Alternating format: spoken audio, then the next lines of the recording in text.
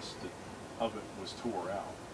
Now the main line still goes through there, but at the time there were like 12 tracks that they recoaled engines, sand, water, all that stuff.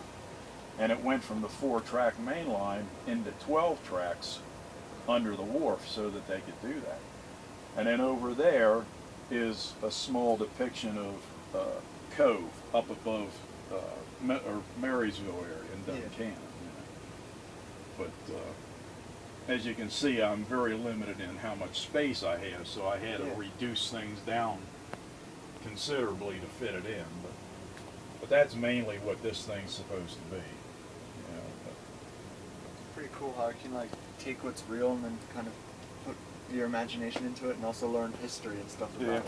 Yeah, I said a lot of people think, well, it's just a bunch of toy trains. Well, it's different. I trust and things like that. It's I've got a pretty mixture of everything. So, and I pull fairly long trains. A lot of guys they just pull short ones, but the railroads. Yeah, the railroads in those days would pull 100-car coal trains. It's about 70. The mixed freight, I think it's about 54 cars. So, but I try to make them not just count the cars. Say, okay, but I probably could pull 100-car trains still with all the stuff that I've got broken up. It operates fairly decently the way it has. And some of the engines have sound and some of them don't. So you're going to hear some making noise and some of them don't.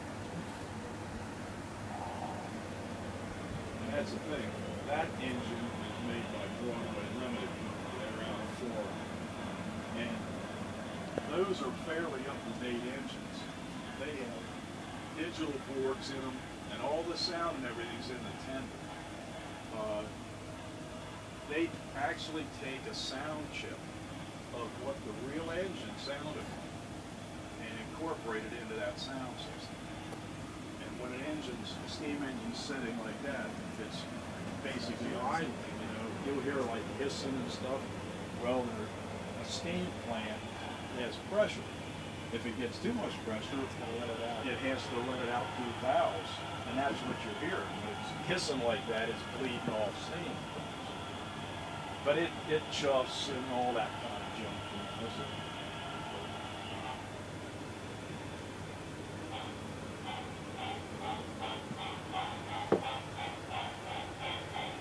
Now this is a mail train, and Pennsylvania Railroad did actually run those. And they used different cars to actually carry mail and packages. That first car is what they call a BM-7. It was a baggage mail car. And it actually carried a crew. Yeah, but they sorted the mail and everything between stations and things like that. The other ones are B-60s, baggage cars, and the box cars are X-29s. They just use everything like that to carry the stuff. And that last car is using what the crew would ride in, And sometimes they have like a cabin car, but a lot of times they have that's what they call a combine. The front part was baggage, and then that back half has got seats in it like a coach. They utilize that. It's all over there. It's cool. Pretty cool. Awesome.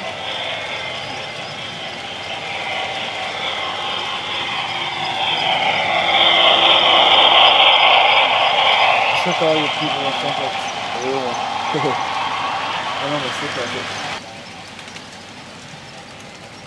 Like a John boat. Yeah, that's the thing. The John boats are pretty good for them. Oh, whoop. Just gotta back that one up. See which ones I've got lid off here. It's running the wrong ones in. Is something moving? They kind of intersected. I got it. Is that K4? They weren't going fast, which is good.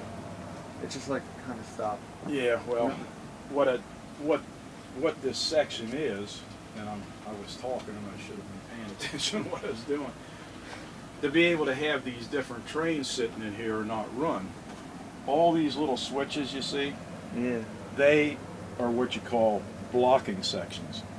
Like from here to here, I have it wired through one switch. All right. And I can turn that off and kill the power just in there where I have the engine. Okay. And that way, every track is blocked like that. The yards, everything. Because if I didn't, as soon as I turn it on, they'd all try to take off at one time. And I was talking, and I shouldn't have been. And that, and I powered up and forgot about it. So let's try this again.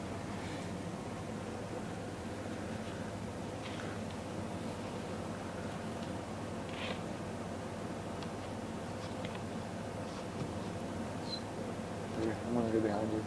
Yeah.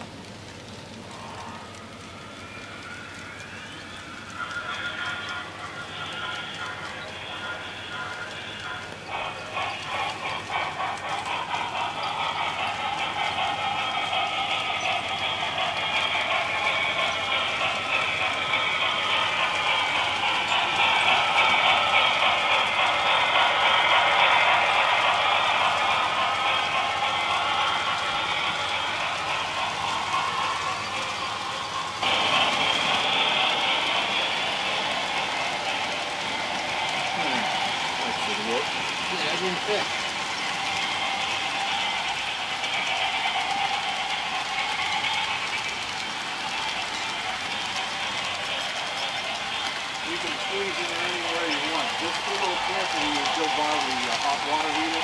There's a release valve right in there at the top. Be careful your belt lifts don't get this thing. If it does, it's going to lift it, but the thing's going to shoot water. That one's a gig. Before we had that new one put in years ago.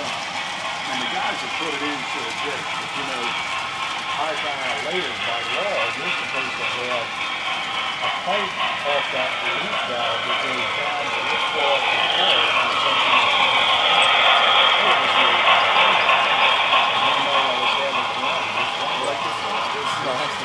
Yeah. you have to squeeze through, and if the belt is hooked on that down release valve,